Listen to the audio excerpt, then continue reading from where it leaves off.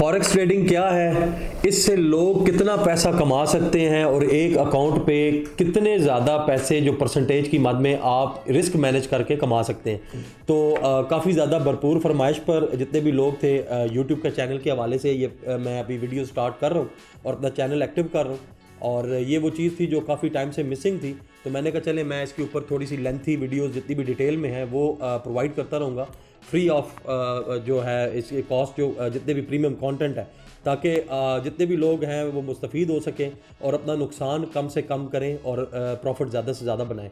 अब बात कर लेते हैं फॉरेक्स ट्रेडिंग के हवाले से। ये इसी तरह है, आप इसके नाम में ही देख सकते हैं फॉरेक्स, तो ये फॉरेन से निकला है और एक्सचेंज FOR फॉरेन से और एक्स जो है एक्सचेंज से निकला है। तो फॉरेन करेंसी की जो भी एक्सचेंज है, जैसे आपकी जितनी भी करेंसीज़ हैं उनकी जो मालियत है दिन ब दिन बेस्ड ऑन आपकी इकॉनमी वो ऊपर नीचे होती रहती है। तो आप उसकी बेस पे, न्यूज़ की बेस पे और आपकी परफॉर्मेंस की बेस पे आप वो लेते हैं, रखते हैं अपने पास और बेहतर उस प्राइस पे बेच देते हैं।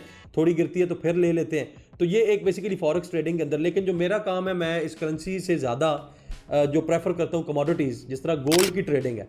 तो गोल्ड की ट्रेडिंग के भी प्लेटफॉर्म्स हैं, हालांकि फॉरेक्स एंड गोल्ड ट्रेडिंग मतलब आप बेशक प्लेटफॉर्म एक से ही ये कर सकते हैं, लेकिन एक ही ब्रोकर के भी इंशाल्लाह ताला साथ साथ नाम बताऊंगा आगे आपको एपिसोड में। तो इसमें आपको ये है कि गोल्ड क्योंकि कमोडिटी है, आपको ये पता होना चाहिए डिमांड और सप्लाई और इन्वेस्टर्स का क्या बिहेवियर है। इसमें बेसिकली दो आपके मेजर फैक्टर्स हैं, जिसमें एक फंडामेंटल्स है और एक आपका टेक्निकल है। फंडामेंटल्स में यही आ जाता है कि आपको ये पता होना चाहिए कि गोल्ड का जो रेट एक्चुअल चल रहा है वो किस बेस पे होना चाहिए, कितना होना चाहिए और अभी मार्केट उसके हिसाब से कहाँ पे खड़ी है। और टेक्निकल में आप फिर बिहेवियर देखते हैं ट्रेडर्स का, इन्वेस्टर्स का, आप ट्रेंड देखते हैं, उसमें देखते हैं कि कैंडल्स बन रही हैं, किधर को बन रही हैं, बिहेवियर क्या है, वहाँ से फिर न्यूज़ पे नज़र रखते हैं। तो उसके अंदर आप टेक्निकली उसका एनालिसिस करके तो वहाँ से आप अपनी जो ट्रेड वगैरह है वो लगाते हैं या निकालते हैं। तो अब ये मतलब सिंपल सा एक इंट्रोडक्शन, और अब इसमें बात कर लेते हैं ज़्यादातर लोग जो ट्रेडिंग कर रहे हैं, बहुत सारे लोग जुड़े हुए हैं, उनका मसला सबसे बड़ा ये है कि वो जब इस फील्ड में आते हैं तो उनके पास दो ऑप्शंस होते हैं। एक ऑप्शन ये होता है कि वो पहले डेमो अकाउंट ओपन करते हैं कहीं से सुन के, फिर यूट्यूब की वीडियोस देखते हैं, फिर यूट्यूब की वीडियोस देख के वो उसके बाद डेमो अकाउंट से प्रॉफिट बनाना शुरू कर देते हैं, क्योंकि वहाँ पे कैपिटल आपके पास बड़ा होता है, $10,000 से लेकर $50,000 तक। तो वहाँ पे आपके पास कैपेसिटी ज़्यादा होती है और आपकी वो फीलिंग साइकोलॉजिकल नहीं होती कि जब आप लूज़ करें $800,000 लूज़ करें तो आपको प्रॉब्लम नहीं चल रही होती। लेकिन जब आप रियल अकाउंट में आते हैं, आप समझते हैं कि मैं तो महीने के 30-40% 50% जो है वो प्रॉफिट कमा रहा हूँ, तो मैं तो ये इजीली काम कर लूँगा। तो आप जब रियल अकाउंट में आते हैं तो वो $500,000 के अकाउंट से मैक्सिमम आप स्टार्ट करते हैं। नॉर्मली कोई 100 से स्टार्ट कर रहा है, कोई 200 से स्टार्ट कर रहा है। तो ये खैर मैं आपको सीधी सी बात हो, छोटी अमाउंट का प्रॉब्लम नहीं है, लेकिन ये कारोबार है। तो कारोबार आप छोटी सी शॉप भी अगर बनाएंगे तो आपको पता है वहाँ पे कितनी इन्वेस्टमेंट रिक्वायर्ड है। तो एटलीस्ट वहाँ से स्टार्ट करें, 500,000 से एटलीस्ट आपको स्टार्ट करना चाहिए और फिर उसके अकॉर्डिंगली आपको उसके ऊपर प्ले करना पड़ता है। लेकिन जब आप रियल अकाउंट में आते हैं, जैसे ही आपके थोड़े से $100-200 लॉस में गया तो आप का वो जो साइकोलॉजिकल बिहेवियर है वो चेंज हो जाता है, आपको डर फैक्टर और इस तरह की चीज़ें। अच्छा, एक चीज़ ये आ गई, दूसरे एंड पे क्या होता है कि अगर आपका लकीली आपकी ट्रेड अच्छी लग गई और या आपको सिग्नल्स का आइडिया है तो आपने लगा ली, तो जैसे जैसे प्रॉफिट बढ़ता जाता है आप लालच करते हैं। तो होता क्या है, वो प्रॉफिट की बजाय एक जगह से जाके जैसे ही मार्केट गिरती है तो आपका वो प्रॉफिट भी गया और साथ वो आपका जो लॉस में चीज़ आ जाती है, तो वहाँ से भी आपको एक प्रेशर बढ़ जाता है।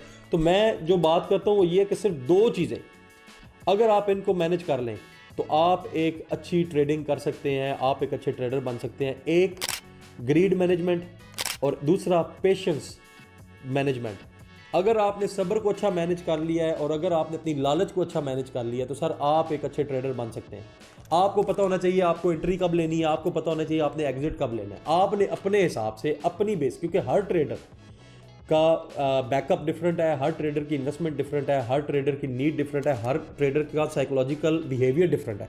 तो इस चीज़ को आपने देखना है उसकी बेस पे। और एक एवरेज जो सबसे बेस्ट है, वीकली अगर टारगेट आप 10% से 15% अपनी इन्वेस्टमेंट के ऊपर रखेंगे तो आपके लिए बड़ा आसान है और आप इस पे स्ट्रेस में भी ज़्यादा नहीं आएंगे। आप अपनी वो चीज़ करें और उसके बाद ये है कि आप अपना रोज़मर्रा का कोई काम कर सकते हैं। तो ये भी एक बात बता दूं, ये पार्ट टाइम भी हो सकता है और ये फुल टाइम। ज़्यादातर फुल टाइम वाले लोग इसमें ज़्यादा सक्सेसफुल होते हैं, क्योंकि वो हर टाइम में बैठ के, जितनी ज़्यादा ट्रेडर का काम है, जितनी ज़्यादा ट्रेड लगाएगा डेली उतना ज़्यादा वो उसमें पैसा कमा सकेगा। लेकिन बहुत ज़्यादा ट्रेड भी आप नहीं लगा सकते, आपको सिर्फ सिग्नल्स और आपको न्यूज़ के ऊपर देखना पड़ेगा और फिर एनालिसिस आपको करने पड़ेंगे कि सपोर्ट क्या होती है, रेजिस्टेंस क्या होती है, आपको एंट्री कब लेनी है, आपका हैज अकाउंट क्या होता है। तो ये सारी चीज़ें तो इंशाल्लाह ताला ये मैं 1 बाय 1 अपने एपिसोड्स में बताता रहूँगा। उसके लिए आप से गुजारिश है कि अगर आपने यूट्यूब का चैनल सब्सक्राइब नहीं किया तो आप यूट्यूब का चैनल भी मेरा सब्सक्राइब करें। टिकटॉक और इंस्टाग्राम के ऊपर तो ऑलरेडी मेरी प्रेजेंस है, आपको पता है। तो यहाँ पे मैं कोशिश करूँगा जितना बड़ा कंटेंट जो है एजुकेशनल कंटेंट,